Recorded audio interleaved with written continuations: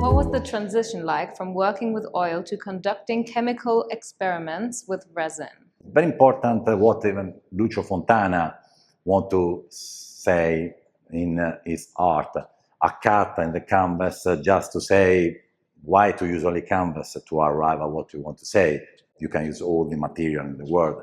Generally, if you look at painting, you can find similar photograph, and you really don't understand hyperrealism. What is the sense of the hyperrealism? Because it's bidimensional. You can see much better in a sculpture the real sense of the hyperrealism because it's three-dimensional. It's not possible to create with anything, not with a 3D printer, with anything. Only with the hand, with the chemical, and you must work to arrive at this effect. It's the same in the painting. It's more difficult to understand in the painting, and for me it's a great connection for my style. Hi, I'm Roberto Bernardi, welcome on my exhibition at Von&VON Gallery. I wait everybody. How did your love for hyperrealism develop? I must start 30 years ago, 35 years ago, when I was a restorer in Rome. One day I thought, why I must reproduce painting now just because I managed to earn something, because I managed to sell quite well when I was young. I thought, why I don't try to do a photo of composition?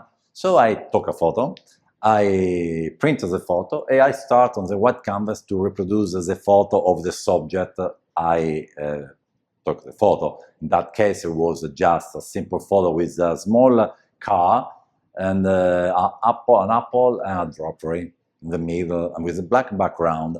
I did that painting, and from that I did other paintings, and some year, maybe 1 or 2 years after, I did a little show in Perugia. In that period I didn't know that, even because it was born just 20 years before, internet was just at the start. Slowly I contacted the gallery who promote the movement from when it was born, Louis Maisel, and I called him, and they said, okay, when you are in New York, take something with you, and we will see what feels good. We started the relation in that period, at the end of 1990, start of 2000. And this is the way in which was born my passion for hyperrealism. Where does your interest in sweets as motifs come from? Can you tell us about your first visit to Dylan's Candy Bar? Yes, I was in New York in that period. I lived there for some months, and I passed once in front of this big shop, Dylan's Candy Bar, and I saw all these full of candies and lollipop. I thought, my God, it's unbelievable. I went inside, I bought some candy, and I started to find very interesting the candy, the color, the plastic, the reflection, everything. And I thought, my God, it looks quite similar to the world in which we live, especially at the moment, is a world in which it's very important to appear a certain way.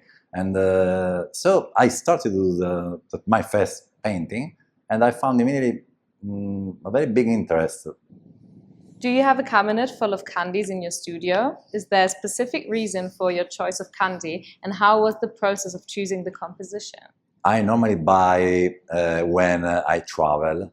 When I find something good in a shop, I buy and then I take it home, and I put all in the studio. Normally when I painting a painting, I have ideas in my mind when I'm painting, and I sign a piece of paper, my idea, at the end of the painting. When I decide to take a little time for the composition, I do new composition with different candy that I have all in my cabinet, yes. How were you able to create the textures in your sculptures? You must create, because nobody says, okay, do that. No, you must do many tests in the studio to arrive at the perfection for the hyperrealism. So I want the chocolate in that way, with that color, with that opacity, and at that point I put more or less materials inside the resin, because it's resin, but we add in the studio different materials to arrive at the perfection. Can you tell us about your creative process? Is it conceptual or intuitive? When I go on the still life table to create the still life I want to do, I don't go very often with the idea, okay, I want to do that. I know that I must do composition with certain type of candies, but when I'm there, maybe everything changes. When I started to move the candy, lollipop, change the base, the background, change the vases. So the process, I think, is a mix in reality. Which materials and techniques are essential to your work and why? I always used oil on canvas from when I was very, very young. Even now, I'm using always oil on canvas. I prepare the canvas with gesso. In my paintings, normally you don't manage to see the texture of the canvas because it's quite flat, as the artists did in the past, in 15th century.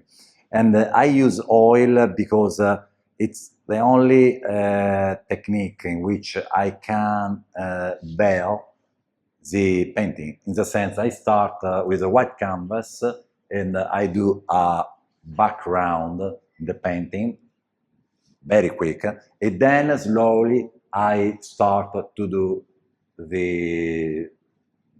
all the painting to arrive at the end. When the painting is dry, I pass with color to create this effect of that is a veil. In Italian is a velatura. They use very much this technique during the Renaissance.